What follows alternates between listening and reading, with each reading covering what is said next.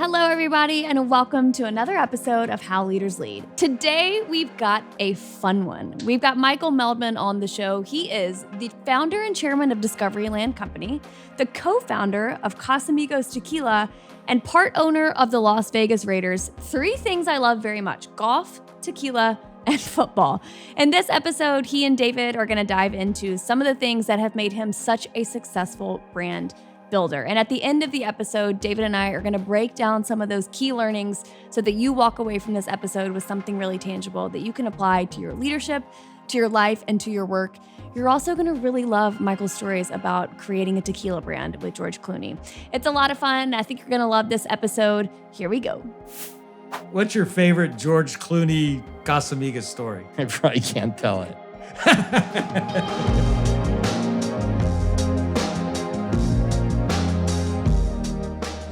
So Mike, here you are. You're the founder and chairman of Discoveryland Company, the co-founder of Casamigos Tequila, and part owner of the Las Vegas Raiders. And yet, what I'm curious to know is the story behind why you just overhauled your entire closet.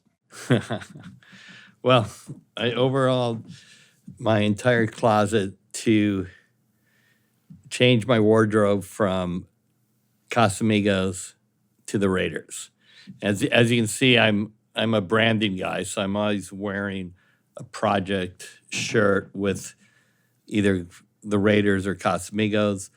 We just finally finalized we had an earn out and a buyout on Casamigos, so that part of my life is over. We're going to start a organic vodka company and a non-alcoholic beer, so we're going to start leaning toward wellness and alcohol and non-alcohol. And so it's kind of funny because my Casamigos wardrobe had a lot of pink in it. And when I started the Hills and redid and bought the Dune Deck in the Hamptons, I kind of wore pink as a joke because, everyone on the East Coast is so preppy, and I'm a West Coast guy. I'm a jeans, T-shirt, flip-flop type of guy. So I'd wear pink kind of as a, joke to the East Coast and preppies. And it stuck. It stuck with me for, 10 years. And my whole wardrobe was pink. And now it's black and silver and white. So I don't know if it's an upgrade or not, but I don't know. Pink to black, man. You can kick some even more ass. That's fantastic. I still like pink, but I got to go with the silver and black. Yeah. Well, speaking of the silver and black and the Raiders, what drew you into the NFL? I've always been a football fan. I played football as a kid. My older boys, played football, and probably the highlight of my life was their high school football and lacrosse experience. And now I have a 12-year-old who's a very good football player. So, we've always been into sports. We've always been into Bay Area sports because my older boys were born in the Bay Area. And so we're always, basically Niner and Raider fans and Warrior fans and Giants fans. And so Mark Davis has been a friend of mine for a long time, and the opportunity came up. And so me and one of my partners decided to jump in. And as you know, Tom Brady's was already part of the ownership team, and Tom and I are very close and go back, for a long time. So we felt we put a ownership team together with Mark Davis that could really help build the business, grow the revenues, and our goal is to make the Raiders the number one franchise value in the world. Well, you've certainly got an iconic franchise, and it'll be great to watch what you do to bring them back and get them back to where they rightfully deserve. Although I have to admit, I'm a big Kansas City Chiefs fan, so I'm not rooting for you totally. Look, I like all the teams, but obviously I have to root for the Raiders. But I'm a fan, and that's probably the biggest reason why I did it. And it was also great diversification for me and my family, since we're very long on real estate. Well, speaking of real estate, you have built what I think is the greatest real estate brand in the world with Discovery. And tell us all that Discovery is today.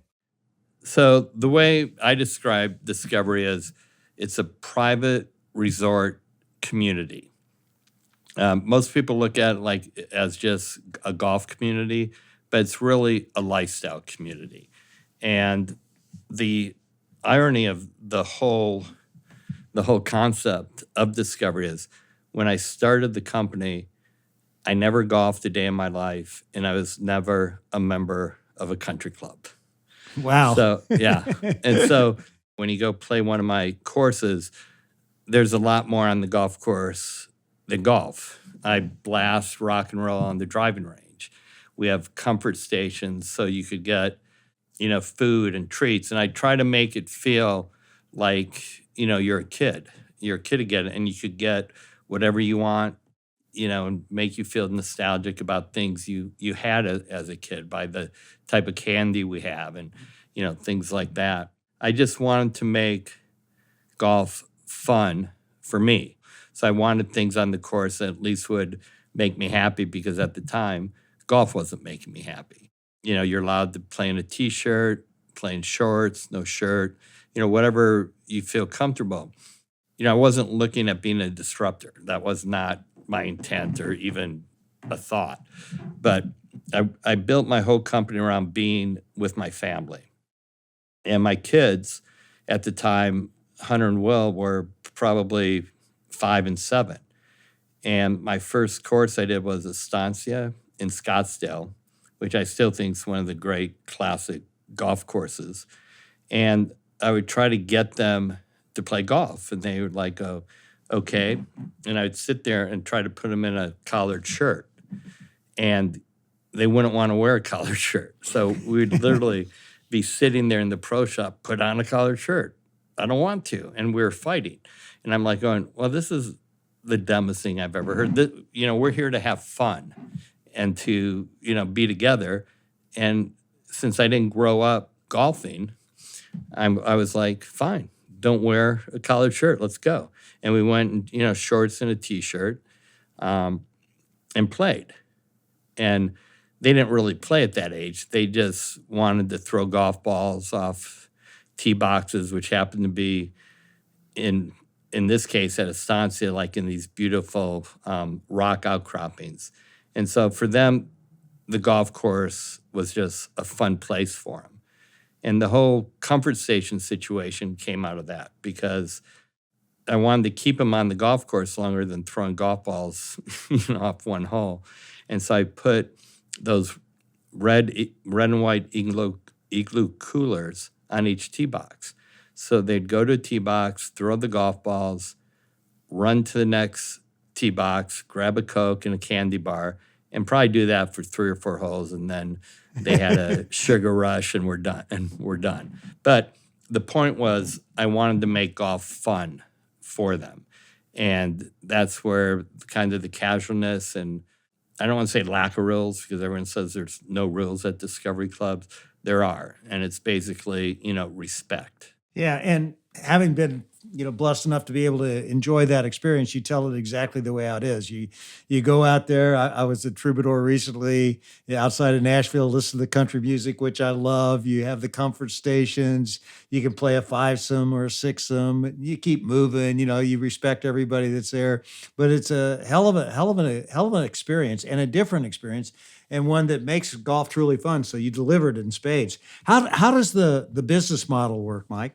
What the golfers want is they want to go out whenever they want to go out. They don't want to have to worry about tee times. And so we try to keep our projects low density and the membership count low so you always have access to the course. And so the golf is always subsidized by us until sellout. And then once it's sold out, we run it to break even. So we don't use the golf course to make money. We use it to sell the real estate, and that's where the money is in our business. And so the golf course is really, help sell the real estate for much higher premium pricing and much faster absorption. So when you think about discovery, I think of it, you describe yourself as a brand builder, and you are. And Discovery is a tremendous brand. And what do you think, or if you could kind of summarize the principles that you've used at Discovery for other people that are wanting to build a brand, what do you think is key? Ooh, there are a lot of things, especially for Discovery, but I'd say the key is consistency. We always strive, to be the best of the best wherever we are. So consistency is important, but also learning from every project and making the next project better is important. So we're always striving for excellence. We're always, I think we're always getting better. And one of the most rewarding things is that we have a whole group of individuals who started working for me right out of high school or right out of college and have never worked for anyone else. So their DNA is discovery. And so everyone just thrives to make it better and better.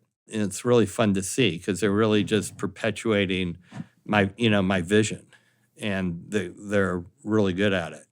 I had the great time of playing with Cy Anthony and JJ Dudham, and recently in a golf tournament. Both of these guys work for you, and I knew I had this podcast coming up, and I said, "What do you think it is that really distinguishes Mike as a leader?" And he says, "Listen, this guy looks at somebody, sees somebody, and says, 'This is somebody we need to hire.'" They talked about your eye for talent. When you look at talent, what do you look for as that intangible or the it factor? Because that's what they said you had. That you'd say, "Hey, look, I don't know what this guy's doing right now, but he needs to work for us someday." And sooner or later, you end up landing that person. Yeah, well, we want to be kind of the employer of choice for anybody, and we get good people to begin with, and I see good people because we have really, really good growth opportunities. Like we've had, like valets parking cars turn into operational leaders, and we've had outdoor pursuit people who were fishing guides turn into general managers of clubs or developers of one of our projects. So there's a lot of growth.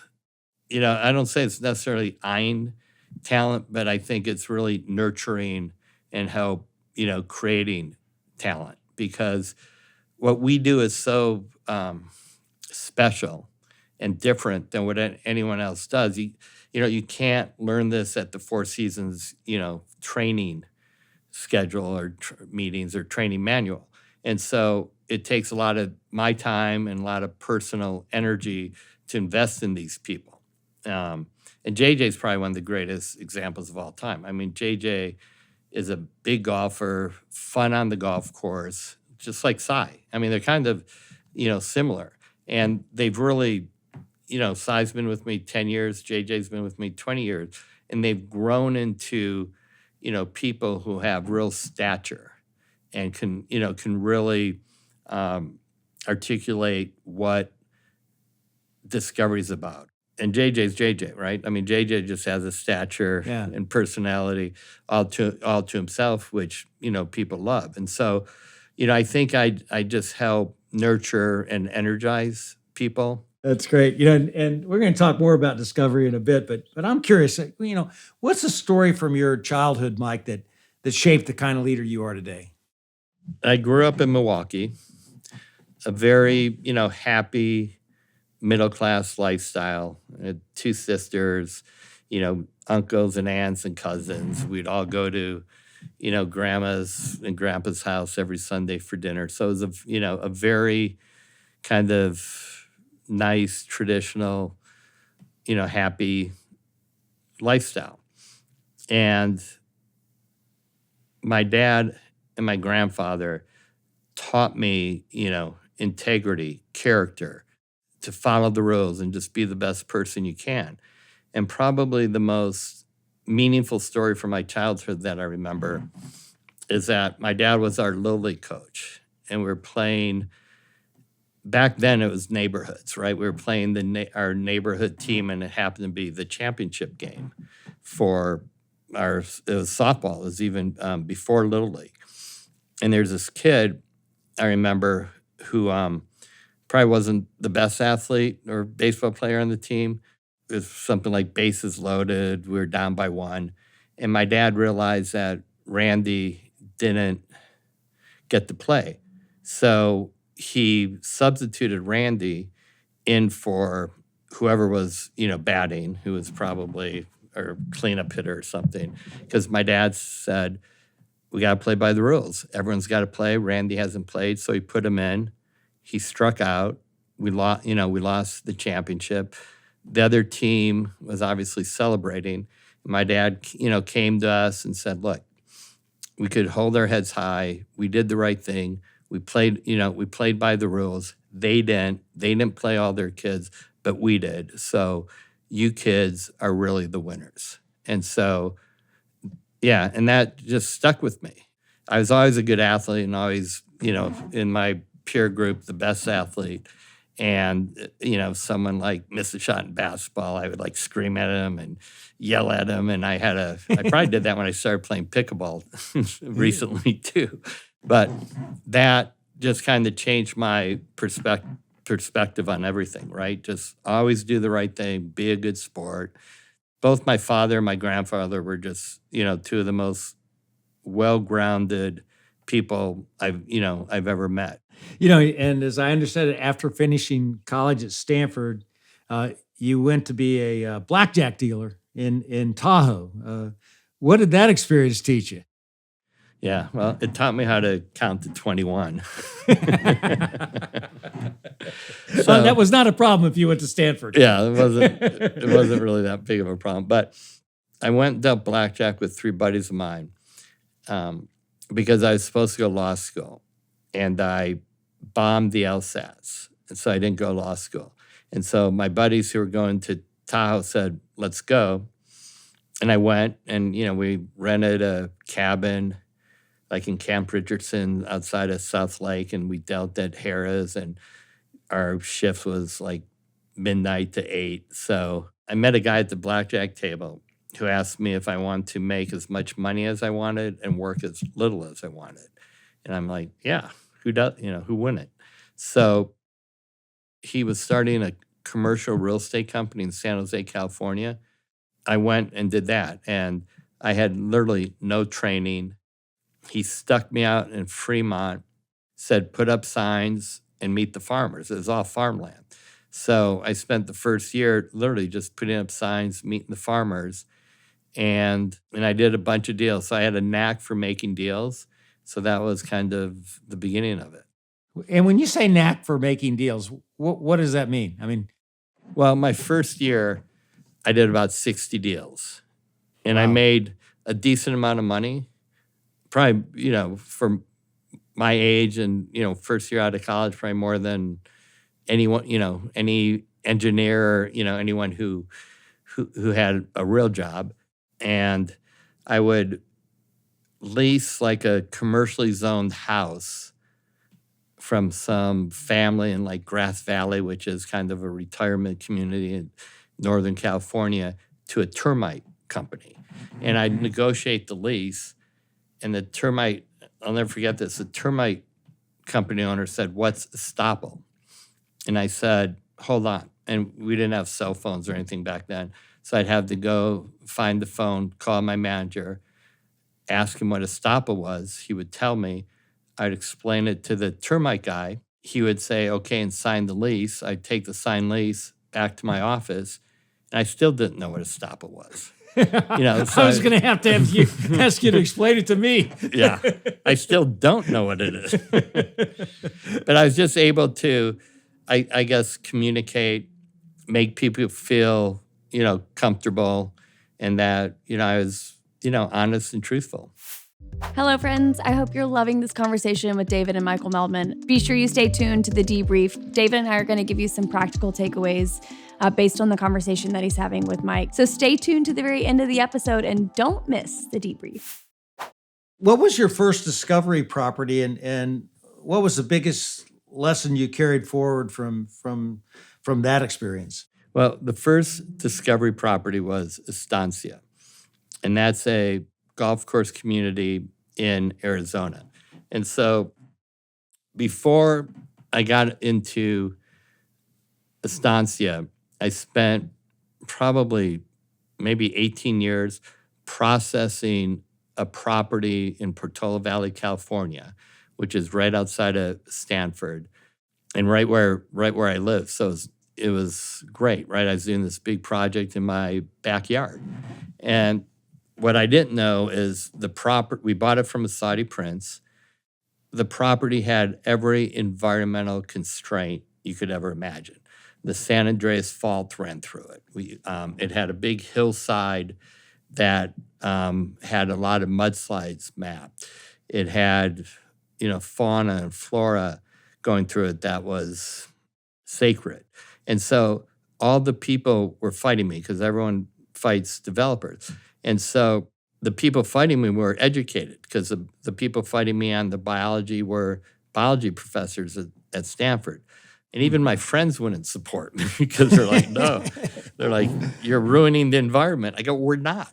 And so it literally taught me how to develop through the environment, right? And so, like putting the roads along the contours of the topography.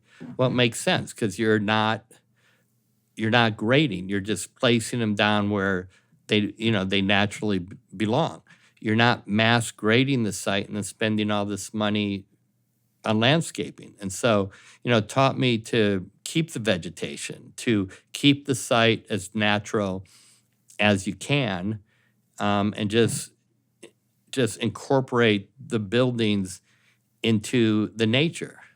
And so that's kind of what I did. And so I basically got a PhD in, planning, environmental planning by spending 18 years doing that.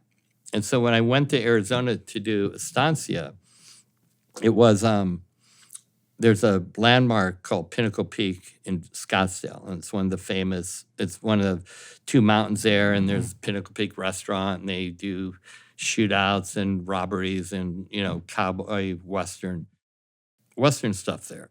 It was zoned for 900 units or a resort like the Phoenician. And the Phoenician was on Camelback Mountain. It just opened. It was beautiful and everyone loved it. However, the owner and developer of the resort got arrested and went to jail. It was part of the S&L crisis back then. So when they told me I could put a Phoenician on the property and use True North as the golf course, I didn't quite think it was a good idea because I go, the last guy who did it ended up in jail. So I don't want to really pursue that route. So it had a density credit of like taking the 2,000 hotel rooms that would have completely desecrated the site. It had a density transfer to 900 residential units. And 900 residential units would have ruined the site. And this was probably one of the most beautiful sites in Arizona. It had Pinnacle Peak. It had rock outcroppings. It had beautiful trees and vegetation. So what we did is I got Tom Fazio, and this is how I met Fazio. And the reason I called Tom, and you got to remember I didn't golf at this time, know anything about golf or country clubs, is because all the most expensive golf clubs in the West were Tom Fazio courses. There's the Vintage Club, which is kind of the granddaddy of them all. There is the Quarry, and there's Maroon Creek. And so they were the most expensive memberships on the West Coast. So I said, well, sounds like Tom Fazio's our guy. Called Tom, hired him, and we built the course right. I think we moved less than 300,000 cubic yards of dirt, which a lot of it was all on one hole, just building a hole up with rocks. So it's a pretty natural site, and it's beautiful. But I wouldn't have known how to do that without the Portola Valley experience. And, what we did is we'd box up the trees and move them, put in the golf, and then we'd re-veg, take those trees and replant them. And so when we opened the golf course, it looked like it's been there for 1,000 years. And you could barely see the roads because they were landscaped and going against the contours. So the 18 years of hell in Portola Valley, ended up being, something that really I leaned on and taught me. And I was able to go to these places and work with these environmentalists because I was always reducing density instead of looking for more. And the project ended up, instead of with 900 units, with 253 units. So, And you had this perception of being the developer that, not you yourself, but the industry. You come in, rape the land, take advantage of things, whatever, but you do exactly the opposite of that. And, I know when you went into Baker's Bay in the Bahamas, it was very controversial. In fact, you faced a lot of resistances first, and people literally had T-shirts, I'm told, that said "F Mike Meldman." How did you go about winning the community over? well, see, whenever there's people against us, it always seems like it's a big community that's, fighting us. But it never really is. It's literally, in this case, it might have been 5 people. And they're just, not that they scream the loudest, but, that's who people want to listen to. So here we are. We just had the 20th anniversary of Baker's Bay. The reefs didn't die. They're healthy as can be. And we suffered a hurricane about 5 or 7 years ago called Dorian. And Dorian destroyed Baker's Bay. And it destroyed the rest of the island. It destroyed the neighboring islands. And the neighboring islands are where our employees lived, also on our island. And so everything got destroyed. I mean, it was horrific. I mean, when I heard about the news, it literally knocked me to the ground. I mean, I just went down, sat, to my knees and sat on the ground and, took a few breaths. I mean, it really knocked, it was like being punched in the stomach. And so, I knew that I had to be the leader. And I knew, I had to put on a brave face. And so what I did is I started communicating with the membership every day. I would send out an email to everyone daily for probably 60 days till everything calmed down a bit, just telling them what's going on the island, who we had there, what we're doing. And we actually rebuilt it. And it was a big fight with the Bahamian government because this hurricane didn't hit anywhere but us. And so when I went to Nassau to meet with the prime minister and the cabinet, the prime minister was actually great and really helpful, but he wanted me there to show you the lack of support he was getting, from the rest of the cabinet because they're all from Nassau. It didn't even rain in Nassau. And so I had to convince him that we had to build, 20 years of construction in 2 months. And then they finally let us, they relieved us from VAT. They let us bring in foreign labor. We brought up a whole bunch of our crew from Mexico to rebuild it. We brought in ships for them to live on. And we actually rebuilt it in 2 years, which was phenomenal and great. And for a lot of the members took employees in. And even to this day, our foundation is building houses in Marsh Harbor for, who lost their homes in the hurricane. Oh, that is so great. El Dorado is another one of your discovery properties, and I think that's where Casamigos Tequila was born. What's the story of you, George Clooney, and Randy Gerber, who's Cindy Crawford's husband? How did you guys come up with that idea? How did that happen? So we lived together. I had my house. They were about 3-4 lots down, and they built a big compound with 2 houses, okay? And they called the house Casamigos. So we were a lot younger in those days, and we were drinking a lot more. And we were drinking like Clase Azul. We liked that, and we thought it was a little sweet. And we were drinking 1942. We thought it was a little bitter, and we go, I think we can come up with something better. And so we came up with this tequila that was, if you do a side-by-side analysis, we always win. Because like 42 is a great tequila, but it's bitter. But you don't know how bitter it is unless you taste it compared to Casamigos. And Clase Azul is a great tequila because, we're drinking both, but it's a little sweet. And if you drink it next to Casamigos, it's real sweet. So we kind of tried to find something right in between. And we didn't really do it to sell it. We did it for ourselves. We figured we'd sell a lot at Discovery Properties. We'd sell a lot at Randy's bars. And we felt George would just drink a lot. So we would be, we'd be good. And so everybody just liked it so much. We went to Southern Wine and Spirits and we said, can we, will you take this for us? And they tried the repo and they go, yeah, we love it. It's great. We want it, but you need a Blanco. And I remember saying, well, we drink the repo. We don't drink a Blanco. And Larry Ruvo from Southern Wine and Spirits goes, well, 85% of the market's Blanco. I go, well, we'll do a Blanco then.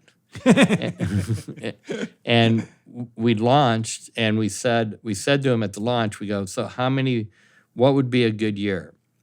And they go, if you could do 24,000 cases your first year, it'll be a huge success. So we made 24,000 cases. George, Randy, and I each were a third partners.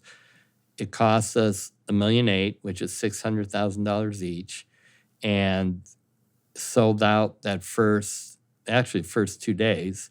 And we never had to put another dime in it, and we sold it for $1 billion in 4 years.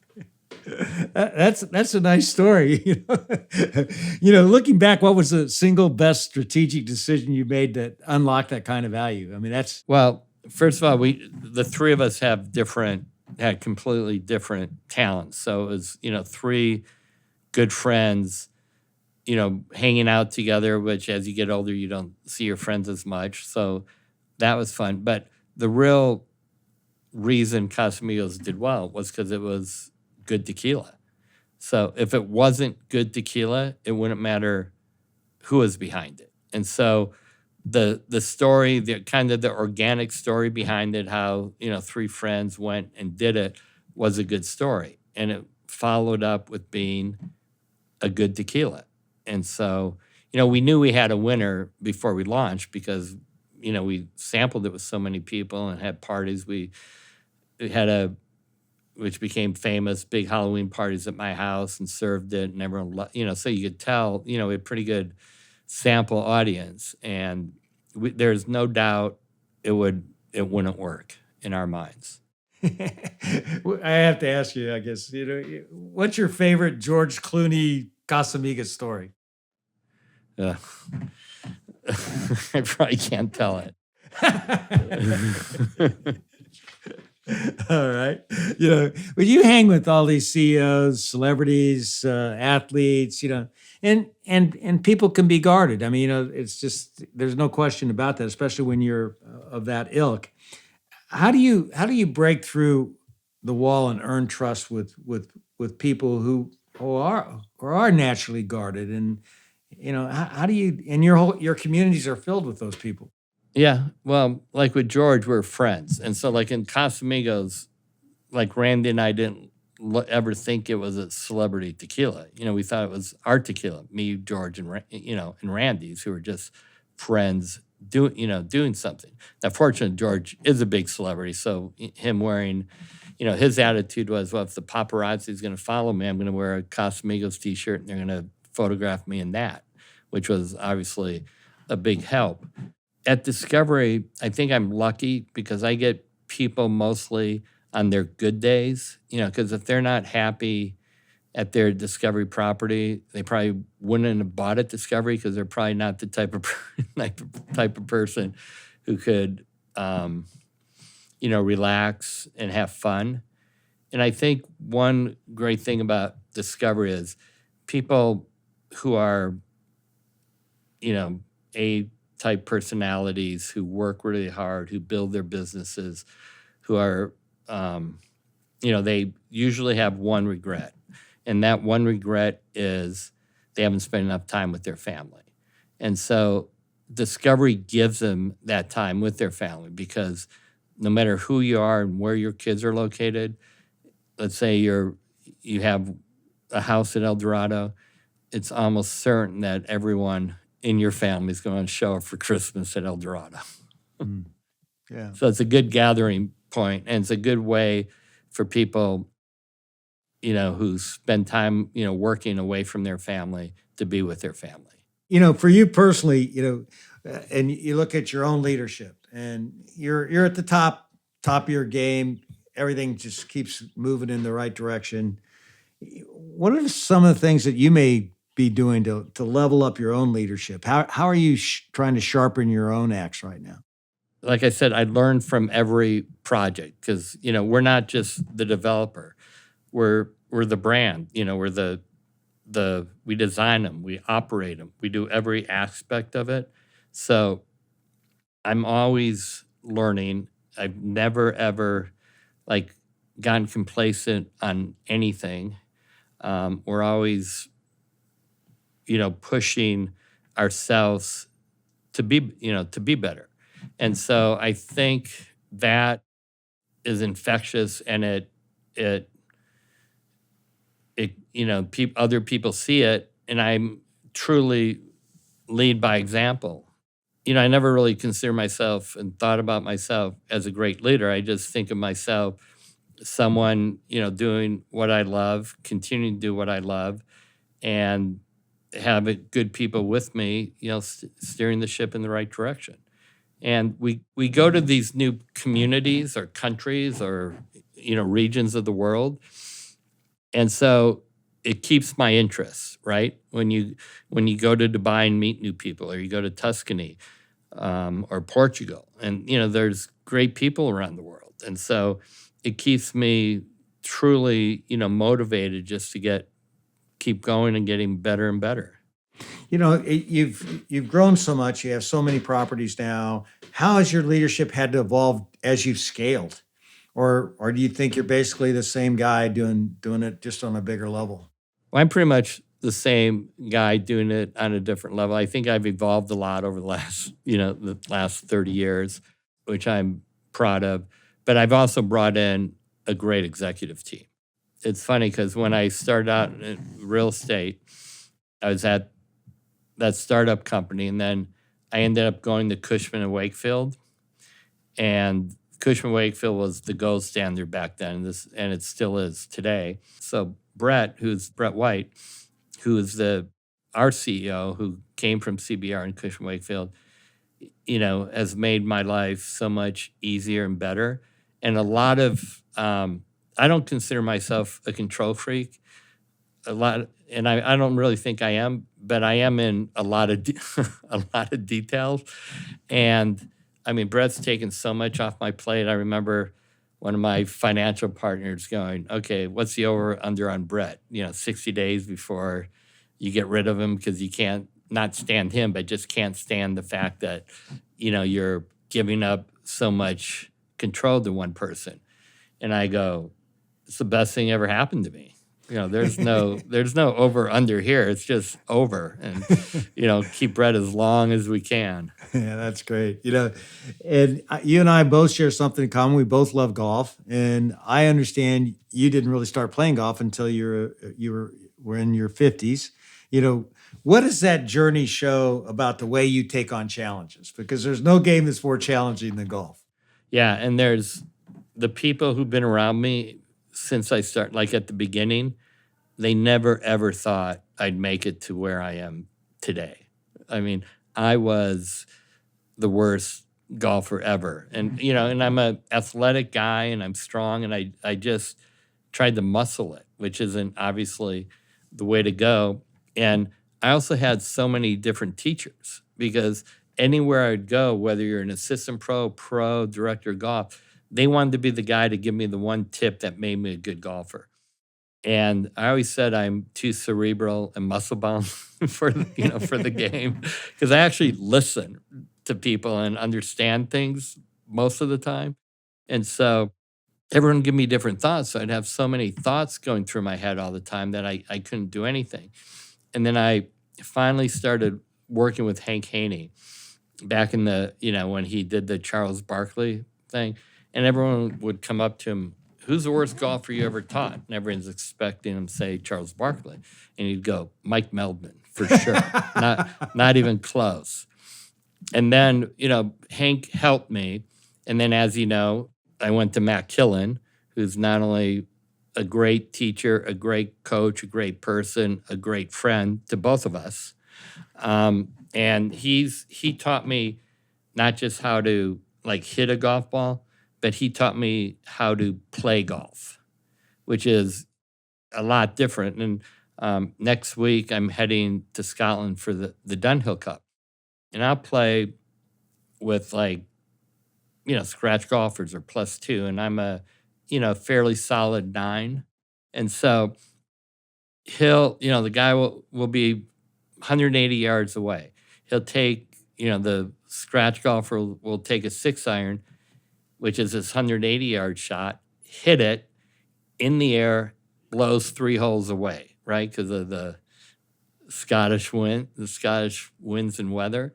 And I take a finesse 5 rescue club right down the middle to the middle of the green, low, straight, and there. And so he taught me, and I'm sure he did this with you, not just how to hit a golf ball, but how to actually strategically play the game. It sounds like you're doing it better than me. I needed a little bit more of that.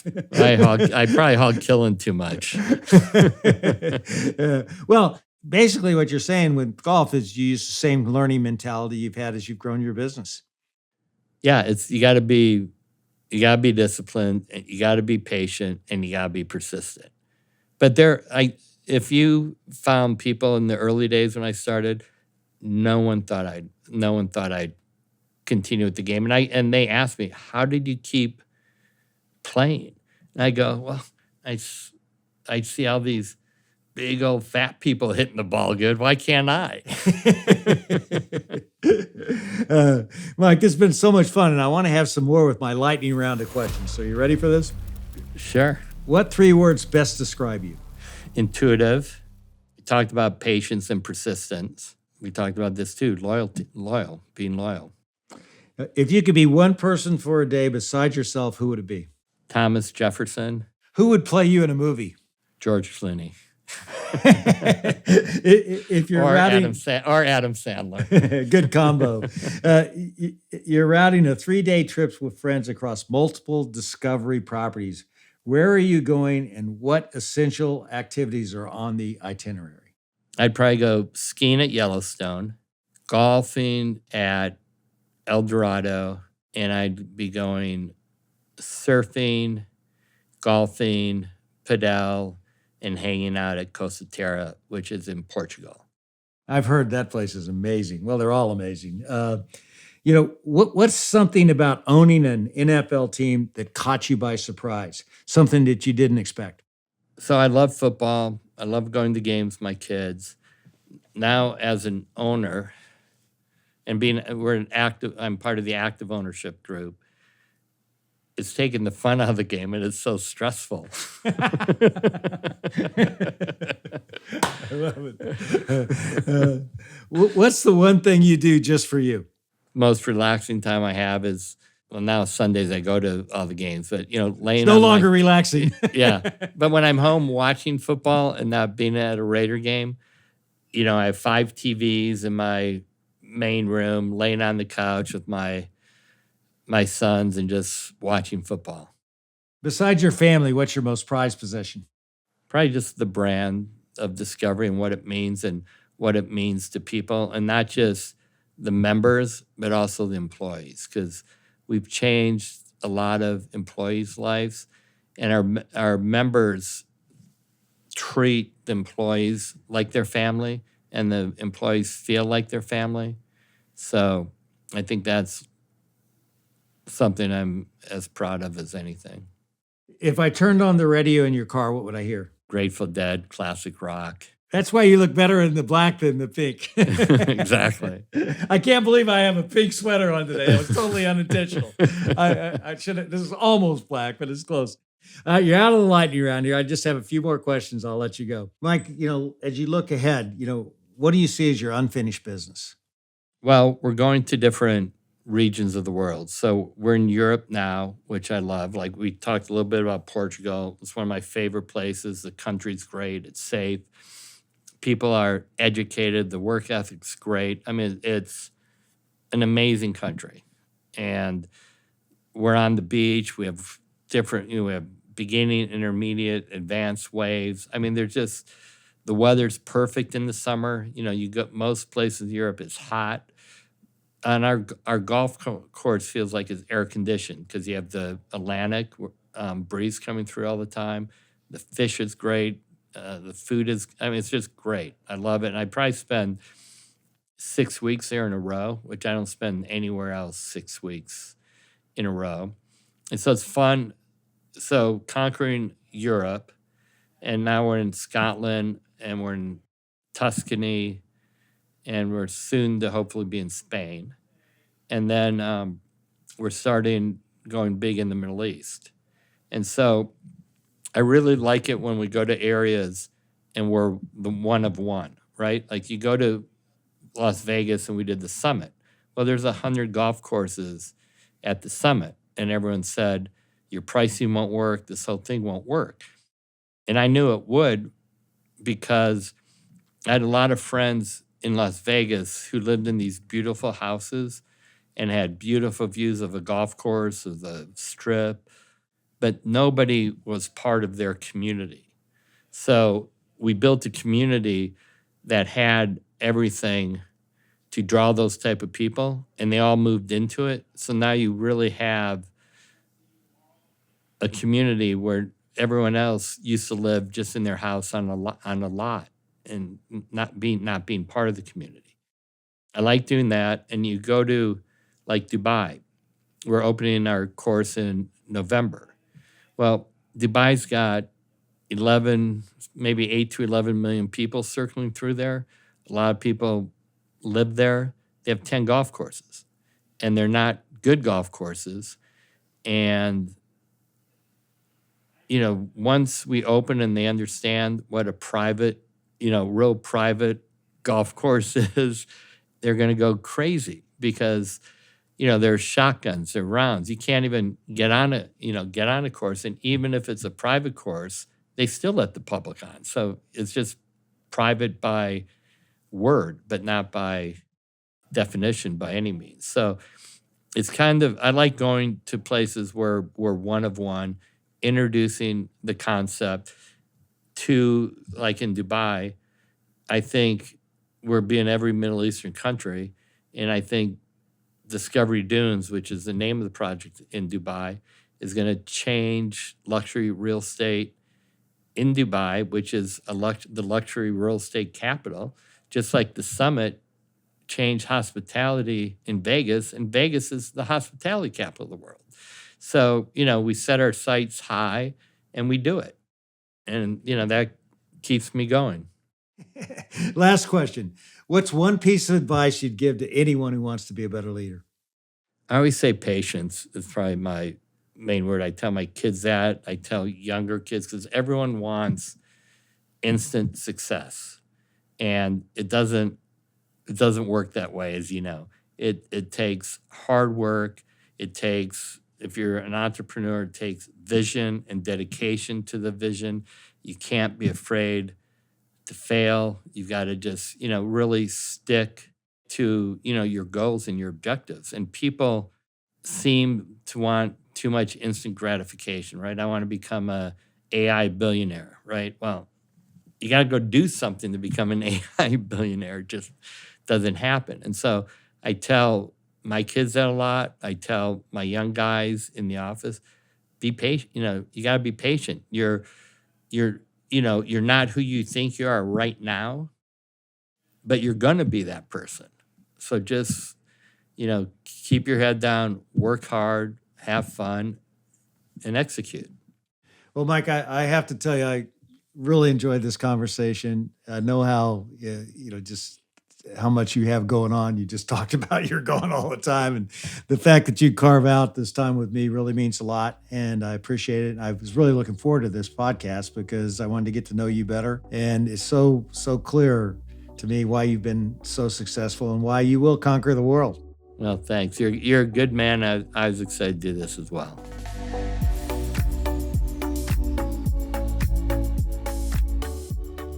Okay, David, you've played some of the Discoveryland courses. I mean, when you think about the brand experience beyond just the golf on these golf courses, I mean, is it really like what Michael says in the interview? The comfort stations with all the snacks, you wear whatever you want. It's about more than golf. Like, what's it like? I think Michael actually understated it. I mean, the Discovery properties are incredible. I was at Troubadour. I played golf there with my good buddy Jimmy Kirchdorfer and Matt Killen, who's the golf instructor for Michael. And it's just so much fun. I mean, people are laid back. You got the music. There can be 8 people playing, but if you've got 2, they'll let you through, and everybody talks. And the camaraderie there is great. The comfort stations are fantastic. You can go in there and get ice cream. You can get some tequila. It's your choice. I mean, it's great, but it's so different. And I played with Justin Thomas, and Justin's out there in his shorts and in t-shirt, and we're listening to Eric Church. I mean, it just doesn't get any better than this. I mean, it's just a lot of fun. Now, it's not the traditional golf, but boy, I think it's what everybody loves about golf. It's friendship, it's fun, it's really cool. I love the story that he told about how, when he made the decision to not have a traditional golf dress code on his golf courses, because when he tried to get his kids to go play golf, they didn't want to wear collared shirts. And he says, isn't the point of this to have fun and be with each other? Like, if you don't want to wear a collared shirt, screw it. You don't have to. Isn't that what entrepreneurs do? They just watch consumer behavior. They see what people go through, and they're empathetic to it, and they say, why?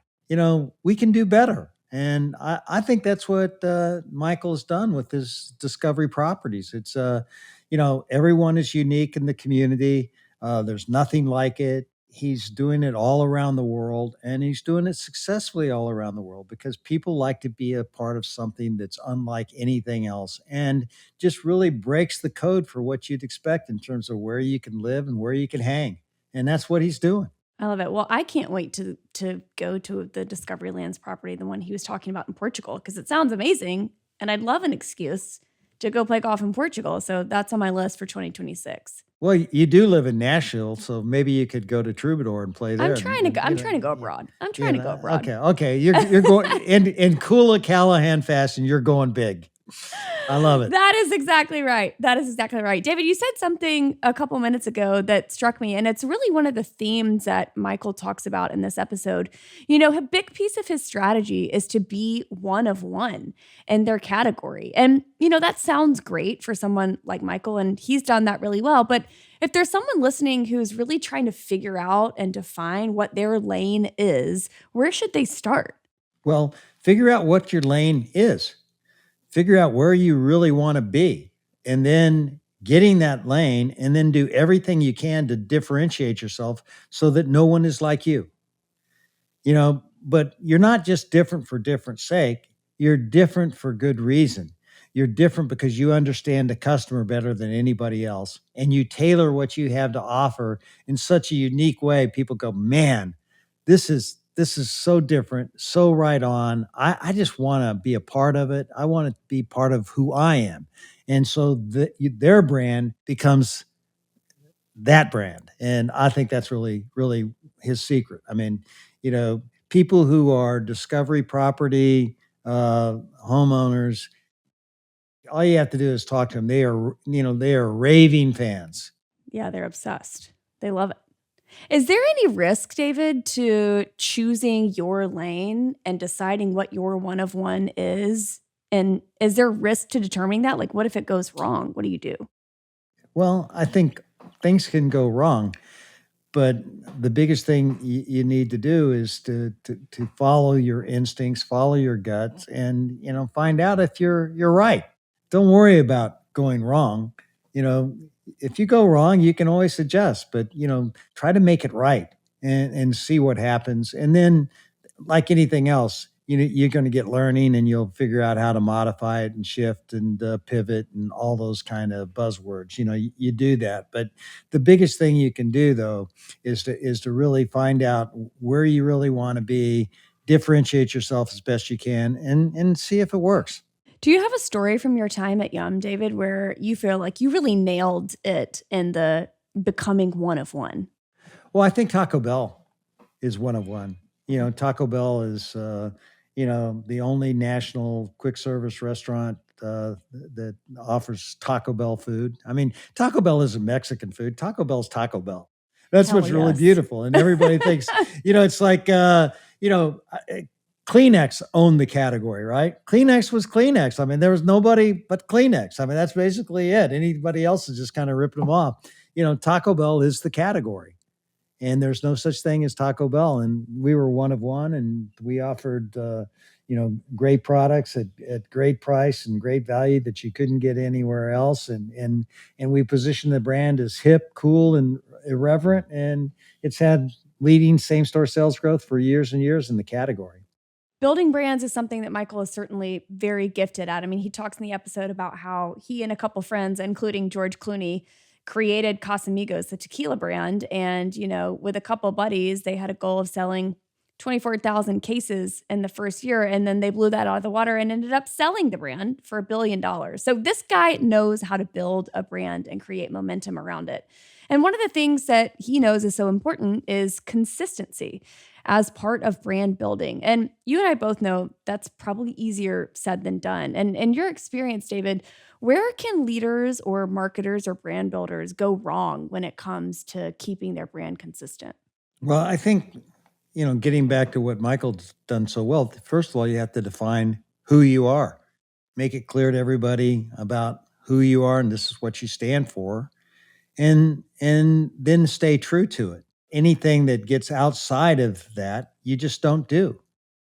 But that takes real rigor, that takes real discipline, and that takes real clarity about what you really stand for.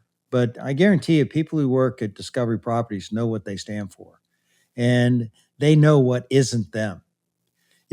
There's one exercise that always worked very well for us when we were like really trying to define our brands, and we'd write down what we are and what we are not.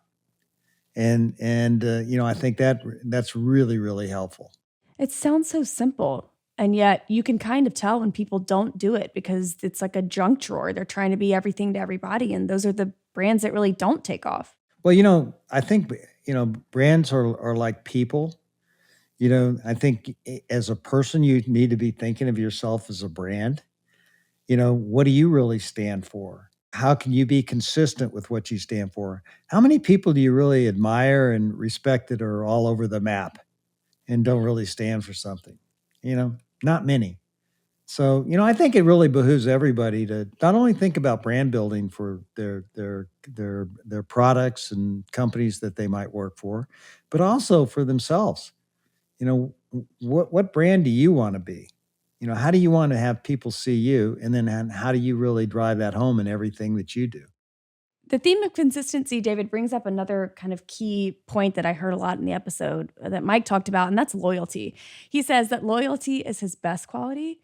He also says that loyalty is sometimes his worst quality. So I'm curious what your take on loyalty and leadership is, especially when and if it could be holding you back in some way.